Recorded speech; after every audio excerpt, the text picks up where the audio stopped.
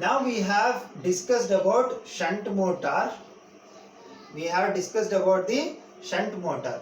Another type of motor is given by series motor. Series DC motor. What is series DC motor? Series DC motor is very simple. So this is the applied voltage V. So this is the series winding Y, and this is for the shunt. What notation I was following? Z double Z. Here Y I am following. So the armature A double A, and this is the current IA. This is the current ISE. There I was using ISH. Now I am using ISE, series current, field current. And what is this? IA. Okay. IA. What is this? RA. And this is EB. And this is RSE. This is the circuit representation of a series motor. The circuit equation now I can write by applying the Kirchhoff's voltage law to this loop. So V is equal to IA into IA, ISE, IL, all are same. IA, ISE, IL, all are same because it's a series circuit.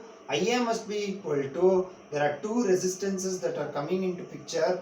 There are two drops I have to consider, RSE plus RA plus EB plus BCD plus ARD. Okay, now I will ignore this. Now EB is equal to V minus IA into RA plus RSE. So this is the series equation, series motor equation. So similarly, the third, compound motor. What is this compound motor? Compound motor will have both shunt and series winding. Again, the compound motor is divided into cumulatively compounded and differentially compounded. So what is the purpose of this is, say for example, this is the shunt Z double Z, and this is Y, and this is motor A double A, and this is V, and this is IL, this is ISH, this is ISE, this is IA, RSH, RSE, RA, EB.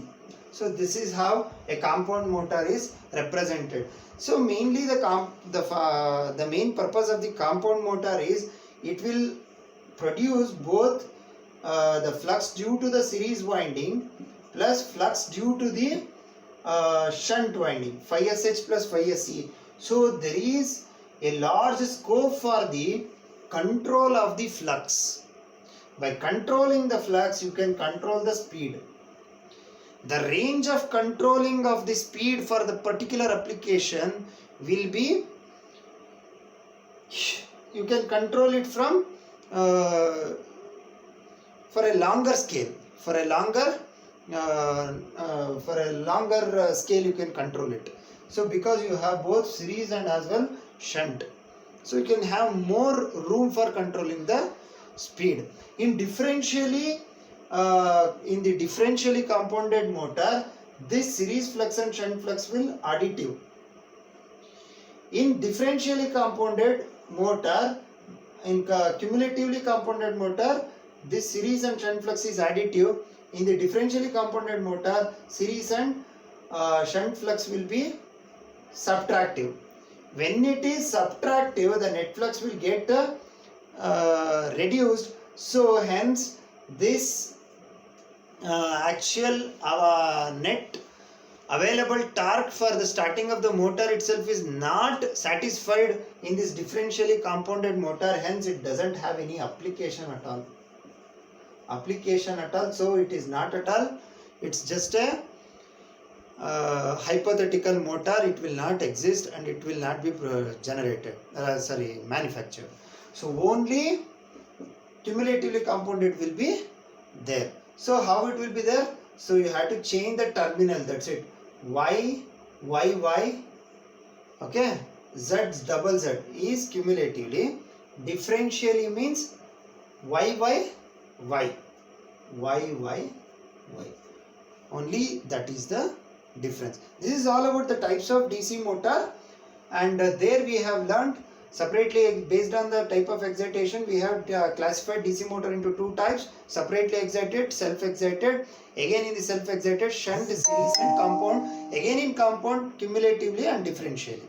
So everything we have learned, the significance of back EMF, the power balance equation, efficiency, maximum power that a motor can deliver, and torque equation, what is shaft torque, what is armature torque, what is the torque that is lost due to the those things we have learned. This is all about the DC motor, and only the portions that is left is the DC motor characteristics and applications. If I cover these two and numerical problems, this unit is over.